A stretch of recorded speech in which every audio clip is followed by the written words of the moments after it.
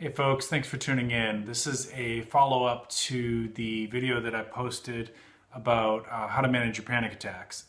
So if you're checking in here because you've got panic attacks or you're a therapist and you're looking for some resources to help your patients with their panic attacks, please check out that video first.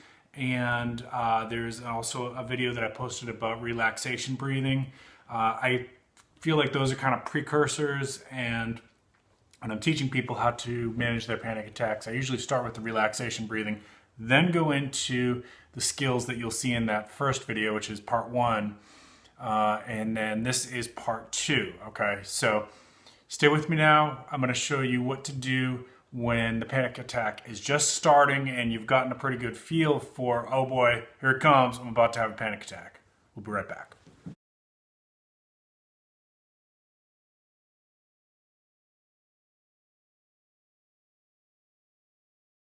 Okay, thanks for staying with us. In the video that we showed before, the one about how to manage your panic attacks, part one, I talk about the relaxation breathing, and I start you on the concept of thought stopping, right, and self-talk and talking yourself out of it.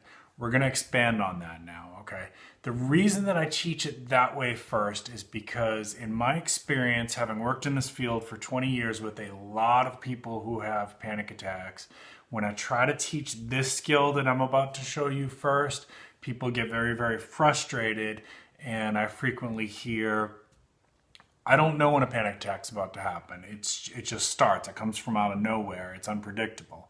And that it does feel that way. However, if you do the techniques that we show in that other video there, you start to get a feel for recognizing it right at the onset. Okay, so when you first are having these panic attacks, or if you haven't known how to, if they've been going on for a while, you don't know how to manage them, it definitely feels like, and remember in that video I tell you, I've had them, I know how awful they are.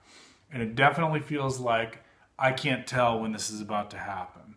But there is, as you get more aware of your body and a little bit better at trying to de-escalate that anxiety, trying to de-escalate that panic and shorten the length of it and shorten the intensity, you also will notice that you start to become more aware of it's about to happen, okay?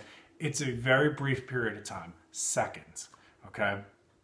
But as you're, and this is true when we get into talking about anger management too. We can't go into that here, that's too much content, but we will do some stuff on anger management later.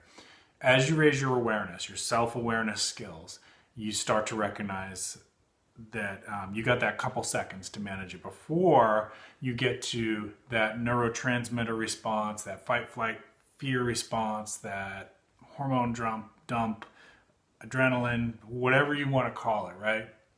So if you can kind of picture this, right? So this is your normal baseline state, okay? Just imagine it's a flat graph. And if you start to get those first few seconds of a panic attack, what will happen is you'll get like a little bit elevated in your anxiety. And this is that brief period. This is short. This is what we're talking about today, okay? So then you've got that brief window to try to interrupt it before it goes to that neurotransmitter shoots off, and the amygdala fires up, and you're in that fight, flight, fear, panic response. Once it does that, anxiety spikes way up, and then you have to ride that wave until it kind of runs its course. So let's talk about this part right here, okay? So everybody's gonna be a little bit different. But you might feel as that self-awareness, oh, sorry about that. I'll pause the video for a second here.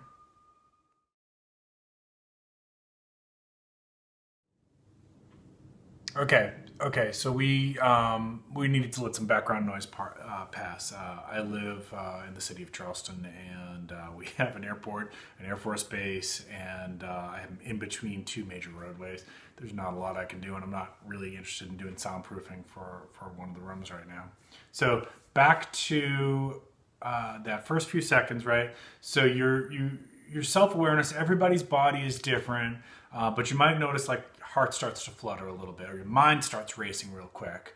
And for if you've had panic attacks, it's that oh crap moment, right? Like, oh, here it comes. If you've had these, you know exactly what I'm talking about.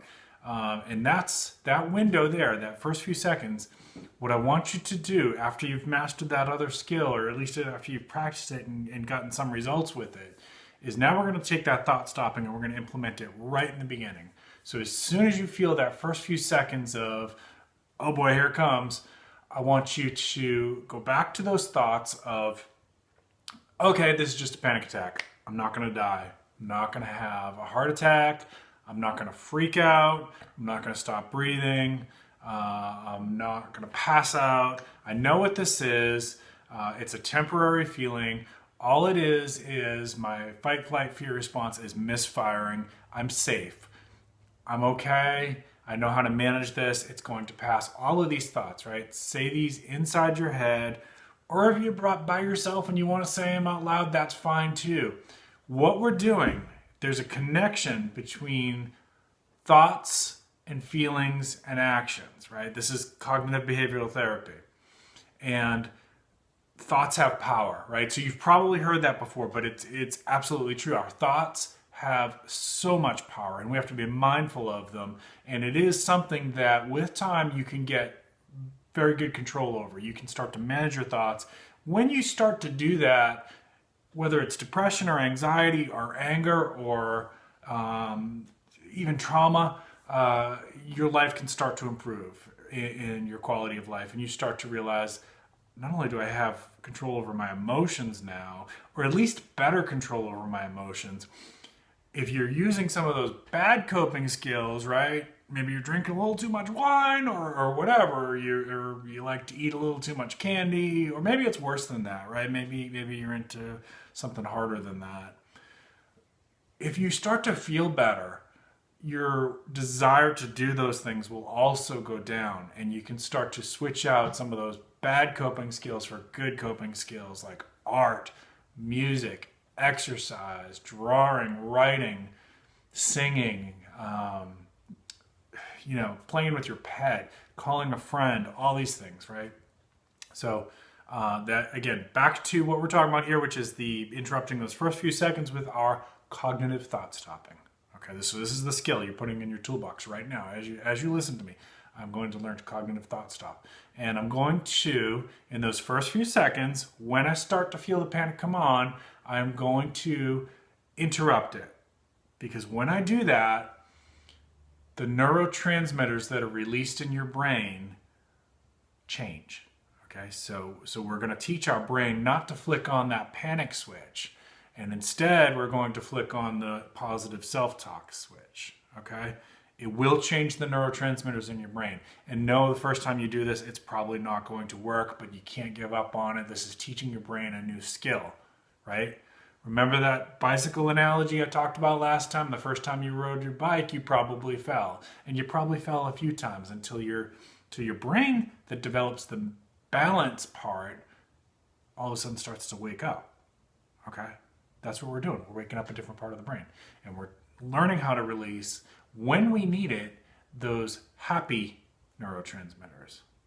I went to a training last year with a psychiatrist who was promoting a antidepressant drug, and so he was hired by the biopharmaceutical industry to promote this drug.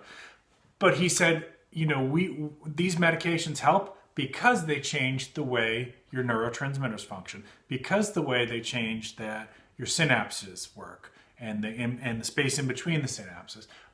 And this is the key part he said, but we all know, everybody in this room knows, what is the chemical equation for happiness?